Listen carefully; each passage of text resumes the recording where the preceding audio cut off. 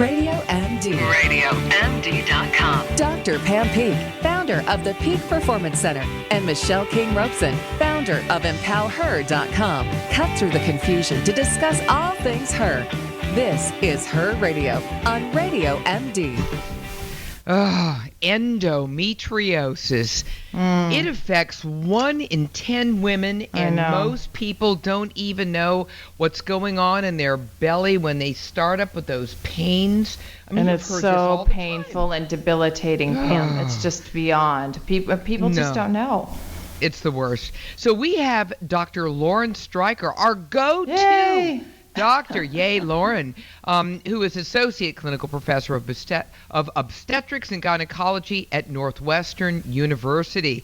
And what we want to do today, Dr. Stryker, is talk about endometriosis. Good grief, Susan Sarandon, Whoopi Goldberg, Padma Lakshmi, and another 176 million women have this oftentimes debilitating disease. Can you tell us what endometriosis is and typical symptoms?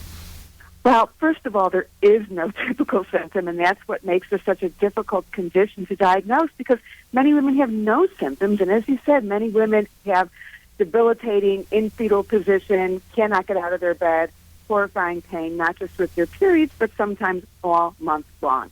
As far as what it is, it's actually fairly simple.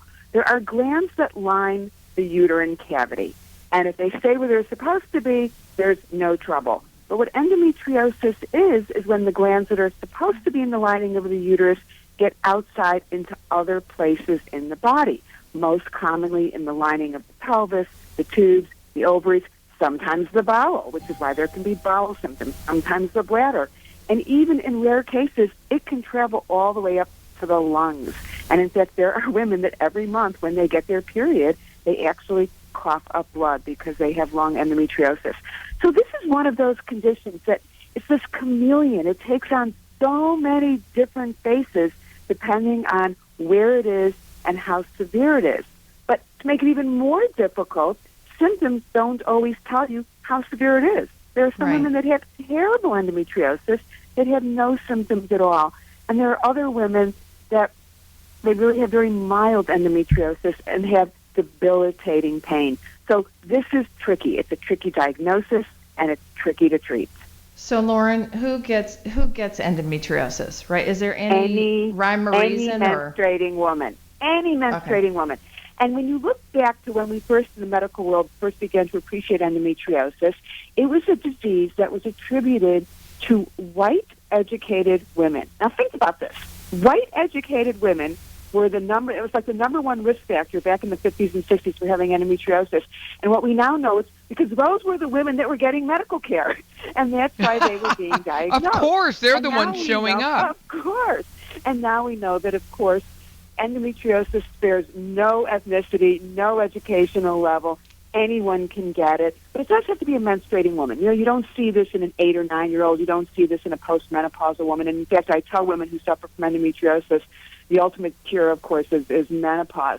But it is something that women don't know can affect them, and they do think that it's one particular person that has it, and that's just not the case. It can be anyone. There is a genetic component, though, and I think that's very important to appreciate. As we learn more about what causes endometriosis, and there are a lot of different theories and a lot of different things that we think are creating the problem here, but certainly genetics is one of them. So I always tell a young woman when I'm taking her history, and I'll say, did your mother, did your grandmother, do your sisters have problems with painful periods or endometriosis? And if they say, oh, yeah, that's in my family, that's a red flag that says we need to monitor you as well. Right, which is always good to know, right, that you've got you have to have a family history. Well, you and I have talked about that a lot, and I've talked to Pam about that. So tell me a couple things. How does someone diagnose it? And why do so many women have this disease? Well, the only way to definitively diagnose it is by surgically looking inside, most typically doing a laparoscopy. And as a practical matter, we're certainly not going to do a laparoscopy on every woman who we're suspecting of endometriosis. So this is a diagnosis which very often we make without being absolutely certain. So who am I suspicious of? Well, first of all, any woman that comes in and tells me that she has painful periods, and this is the key piece of it, that are getting progressively worse. You know, if someone says, from the day I was 11 years old, I always had painful periods, it's always been the case, it's never gotten any worse, it is what it is, probably not endometriosis. It's the woman that says, oh my God, my periods now are so much worse than they were, and it's getting even worse and worse. And then we have the symptoms that we don't necessarily associate with endometriosis, painful sex. In Sex RX, my comprehensive sexual book, I spent a great deal of time talking about the causes of painful sex. And certainly in a woman who is still menstruating, endometriosis is at the top of the list. There are women who have difficulty getting pregnant. Many women have no pain at all. Yes, exactly. But then they go for a fertility evaluation and end up with a laparoscopy. And we know that up to 50% of women having a laparoscopy for infertility, endometriosis is found. Women who have painful bowel movements, even women who have difficulty with urination. And then there's the old chronic pelvic pain. These poor women that begin to feel like it's all in their head because they have this terrible, terrible pain, and they go to doctor after doctor who says, you know, hey, there's nothing wrong with you. And in fact, they may have terrible endometriosis. It does not show up on an ultrasound. It does not show up on an MRI. With a pelvic exam, I might suspect endometriosis from some very specific things that I feel in a pelvic exam, but again, it's not a definite diagnosis. The best I can do to someone is say, look, I think there's a chance you have endometriosis, but I don't know for sure without surgery, but we're not going to do surgery if we don't need to.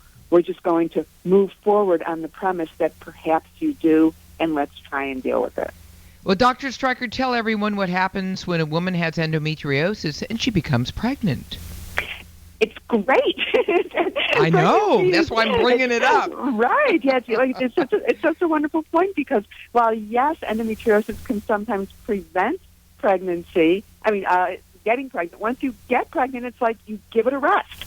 And in fact, when we talk about the treatment for endometriosis, it's all about making those glands just go to sleep for a while, because we know that when we are menstruating, every time a woman gets a period, those glands are very active, which is why endometriosis is so painful during periods.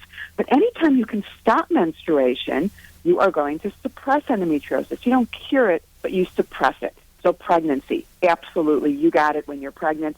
It goes on vacation for 9 months. But that's exactly why one of the ways that we treat endometriosis commonly is using birth control pills. And when we give birth control pills, we don't do this traditional, 3 weeks on, 1 week off. We give them continuously because, as I say, no period, no problems.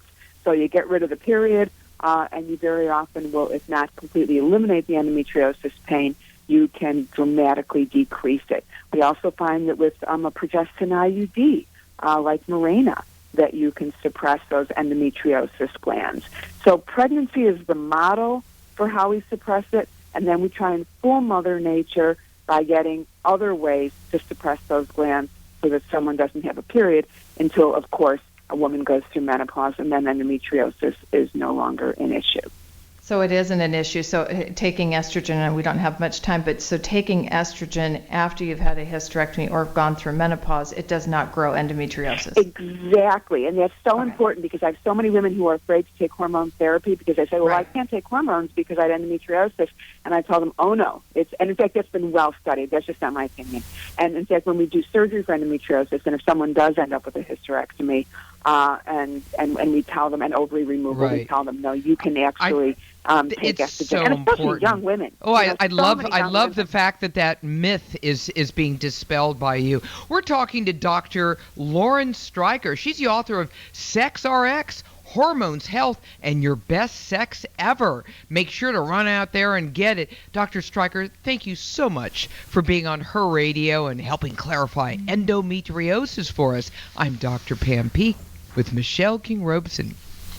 I think next time we're going to have Dr. Stryker on and talk about orgasms. I think that's what she was talking about today. Oh, boy. Heck yeah. You're listening to Her Radio on Radio MD. Like us on Facebook. Follow us on Twitter. Stay well.